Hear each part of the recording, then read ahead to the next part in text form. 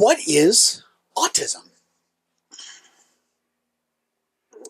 This one's very, very personal to me for a lot of reasons. Because autism, um, when I first started understanding autism, it was when my oldest son was diagnosed, or was a possible autistic child, and we worked through, we got the diagnosis and all that fun stuff. And so I wanted to better understand kind of what it was and how it worked and everything like that. And there isn't a whole lot of research. And I will say that a lot of the research that's done are done by people who are not autistic. And because of that, it's based off of behaviors that are expressed. And it's been really hard to define it, because if you're looking for, say, a medical disorder, or you're looking for a mental disorder or something like that, then it's usually tied to something. Um, and autism really isn't. There's no one genetic marker that makes that autism, and so it's open to a lot of interpretation. And you'll hear a lot of theories as to what causes it, or why it's there, or why we're seeing so much of it being diagnosed right now. Um, and then you have the varying degrees of autism, the full spectrum. There's a reason why it's called a spectrum, and that's because you have folks who are highly engaging, and may never have expressed that they are autistic their entire lives, and are only late diagnosed. And then you'll have folks that are like my eldest son, who is nonverbal. Um, and while he's very, very intelligent, because he can tear things down, he can put them back together, and he figures things out, and he can engage with the world just through observation.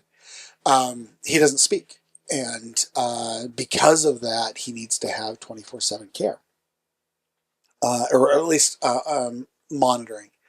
And then you've got folks like my youngest son, who is also autistic, and he is verbal. He's a very good student, but he has problems processing um, uh, uh, processing concepts, and processing like reading comprehension is really hard for him, and stuff like that. And that's because there's a lot of coexisting conditions that kind of affect his reading comprehension. He's slightly dyslexic, and his ability to engage and maintain things in his short-term memory.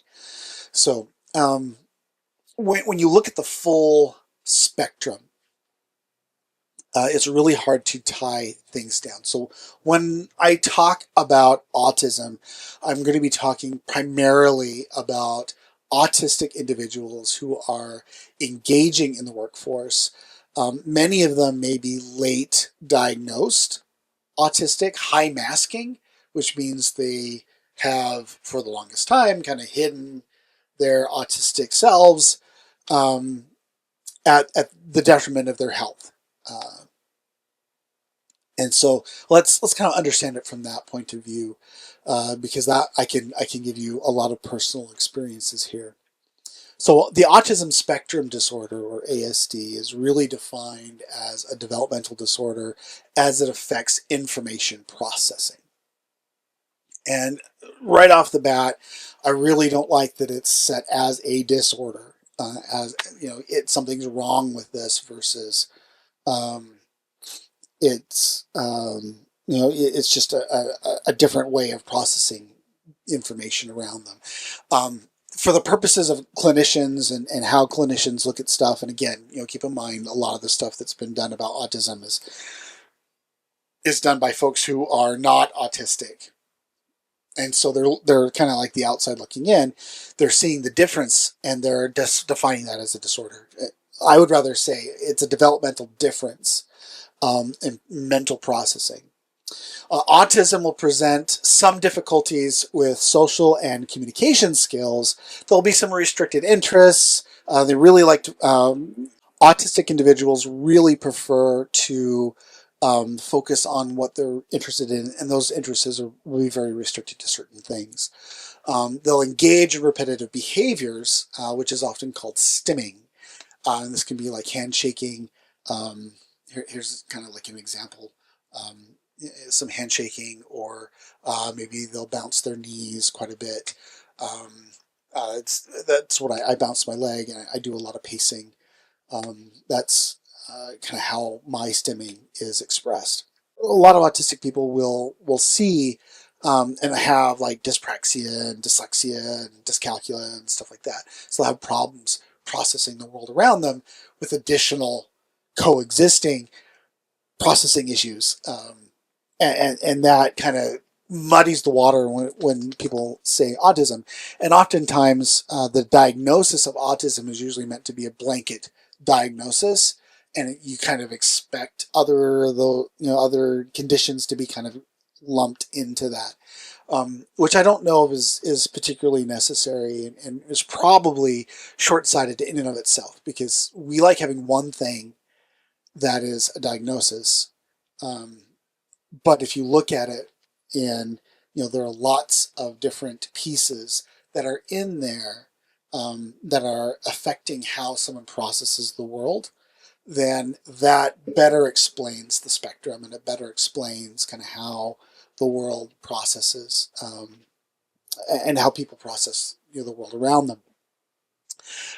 Because of the wide range of expressions of autism, it's often said that if you've met one autistic person, you've met one autistic person, and that really is true.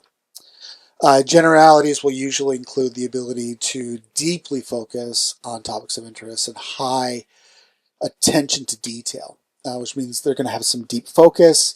They have excellent observation skills, the ability to absorb and retain facts, and excellent visual learning skills. They're very methodical. There we go. They're very methodical, and they have unique approaches to problem solving. They have some excellent creativity, and they're very accepting of differences. They have high integrity, and they're willing to go through repetitive tasks that are mastered, and in building processes and routines that are refined, effective, and repeatable. So that gives you some of the benefits of what it's like to be an autistic person. So hopefully this is helpful, and hopefully this helps clarify kind of what autism is and how it expresses. If you have any questions or comments, if you would like to share your experiences, or you'd like to say I've got it completely wrong, go ahead and post it in the comments. I'd love to read it. Hit like and subscribe if you like the stuff you're seeing, and enjoy your learning journey.